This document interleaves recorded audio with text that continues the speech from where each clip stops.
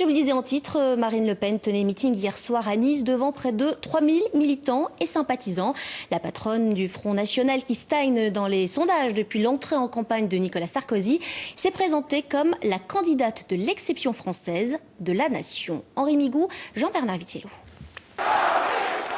Marine Le Pen hier soir à Nice, c'était avant tout un retour aux fondamentaux du Front National sur le thème de la France vendue à l'étranger.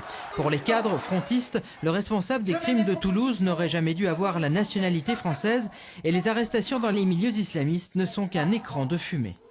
Le Front National a déjà mis le doigt sur ce genre de problème il y a plusieurs années, que ce soit l'enseignement de l'islamisme dans les mosquées, que ce soit ces réseaux de djihadistes, nous en avons parlé depuis des années. Aujourd'hui, malheureusement, par un acte dramatique, on oblige les candidats à gérer ce problème, ou tout au moins à le traiter.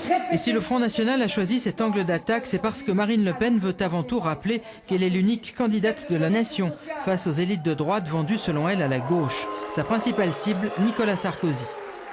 Cet homme s'est emparé du drapeau français en 2007, l'agitant lors de ses meetings et sur les plateaux de télévision. Il le ressort aujourd'hui d'un vieux carton poussiéreux, oublié dans les greniers de l'Élysée.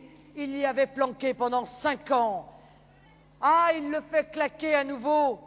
Et nous n'entendons que le bruit des promesses trahies.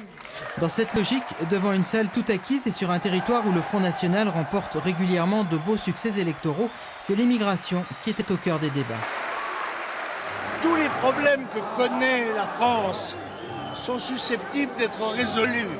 Il n'y en a qu'un seul qui risque d'être irréversible, c'est l'immigration massive. Et si elle continue, alors là, nous serons submergés. Les soutiens locaux de Marine Le Pen étaient dans la salle, au premier rang Jacques Perrat, l'ancien maire, et un peu derrière Philippe Vardon, le président de Nissa Rebella, les identitaires niçois.